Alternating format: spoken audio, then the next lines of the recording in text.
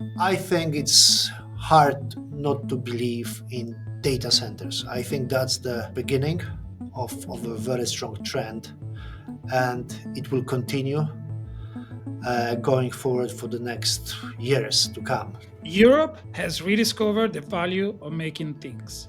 After decades of deindustrialization and offshoring, European industry is trying to stage a comeback, driven by new technologies, geopolitics, and policy ambitions. But can this revival truly take roots? To find out, I'm here with Robert Dobrzycki, the CEO of Panattoni Europe, the continent's largest developer of industrial land. Robert, from your vantage point, how would you describe the current state of European reindustrialization?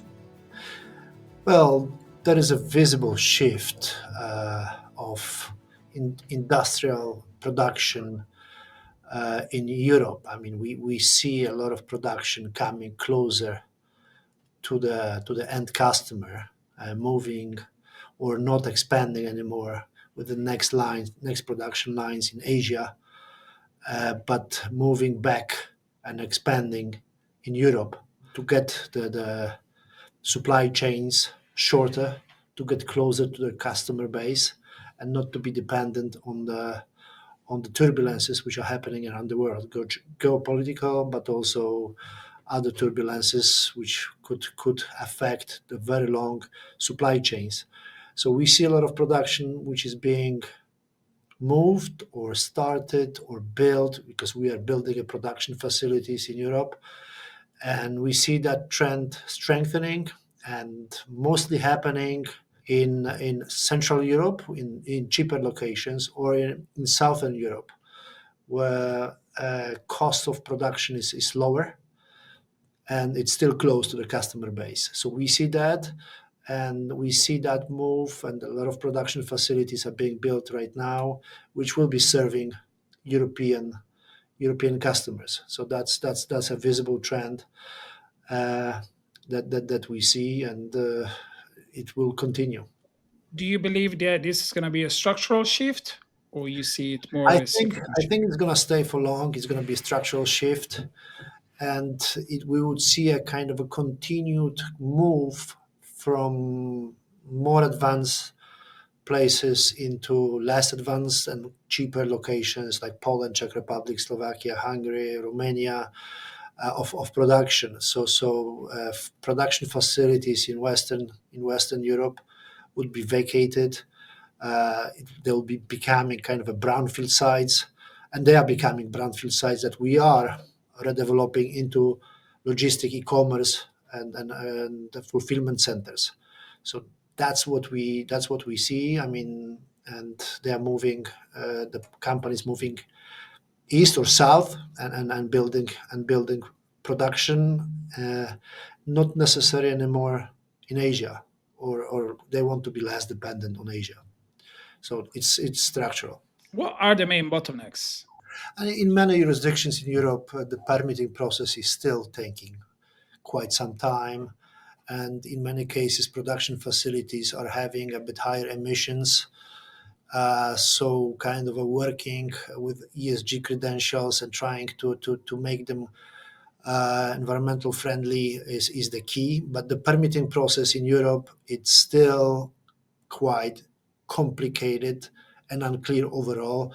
In many jurisdictions, regions, it's very kind of a local, which makes it difficult for large scale investments to be executed quite fast. So that's the main challenge we see, and that takes time. That takes time, definitely. I mean, in places like France, building on a greenfield sites, it's almost impossible. Permitting takes very long time, and that's a challenge.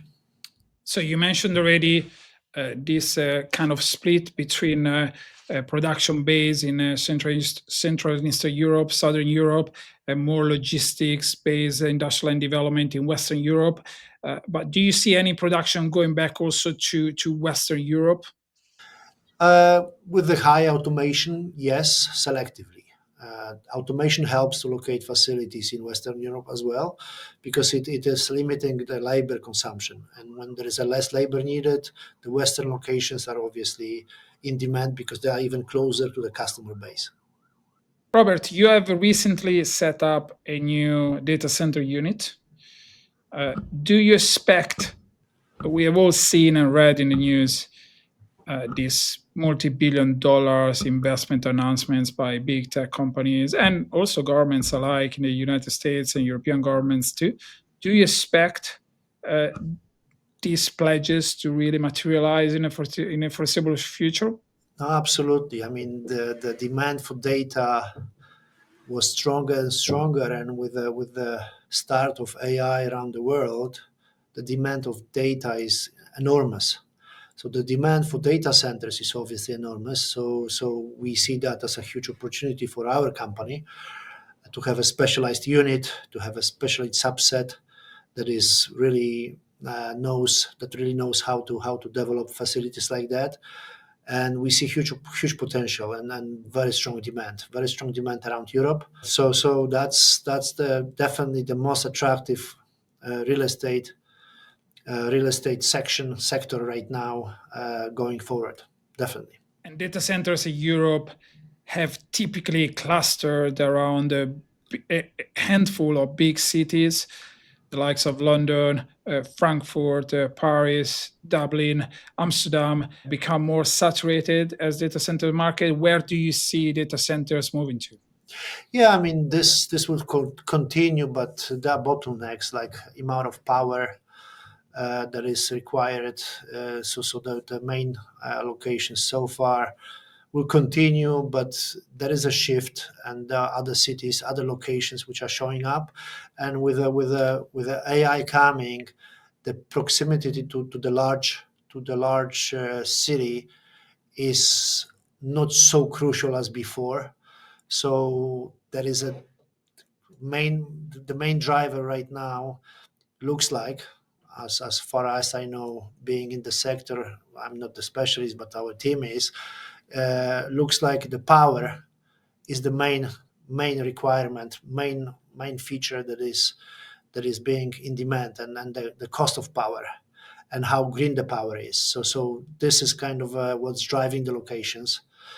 A bit geopolitics as well, because the security of data is important. Is this somewhat going or competing, or rather, to what extent this big demand coming from uh, tech companies with deep pockets is creating a big competition for demand for industrial land by manufacturers?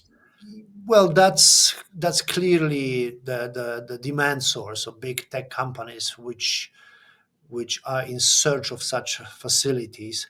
To some extent, it creates a competition, uh, and then obviously the data center world is much more flexible in terms of pricing of land than logistic land. So to some extent there is a bit of competition, but land consumption is different. I mean, you need much more land for logistics, much less land for data centers, and in many cases the locations are not always kind of competing. I mean, sometimes the remote location without the labor for logistics doesn't work at all, for production doesn't work at all, but it works perfectly for data center because it's close to the power source.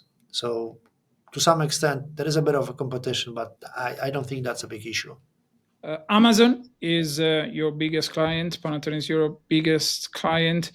Do you see e-commerce and demand driven by e-commerce still being one of the most important, if not the most important driver for the development of industrial land in Europe? Absolutely, that's the strongest trend, which was a bit slower recently, after COVID.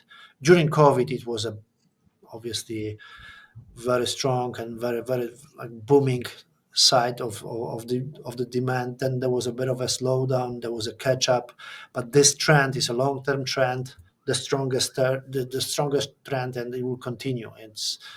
There is no way around it. It's the strongest trend in logistic real estate, in kind of a fulfillment centers, and then it will continue. And I feels like that's a second trend behind data in real estate overall, I think. Looking forward, what do you foresee as emerging trends in terms of asset class and market geographies? I think it's hard not to believe in data centers. I think this is the beginning of a very strong trend, and it will continue going forward for the next years to come. So that's the strongest. It's gonna be a strongest real estate sector going forward. That's for sure. And I think it will make.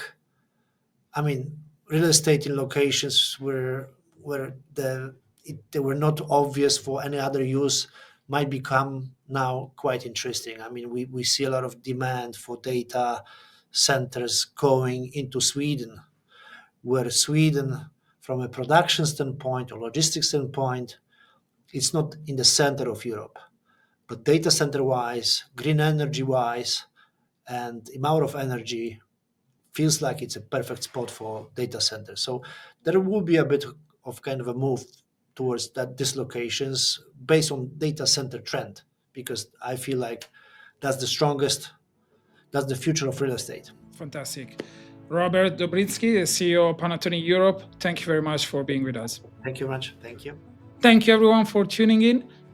If you enjoyed this video and you're watching this on YouTube, please like and subscribe, or else follow us on our website, fdiintelligence.com.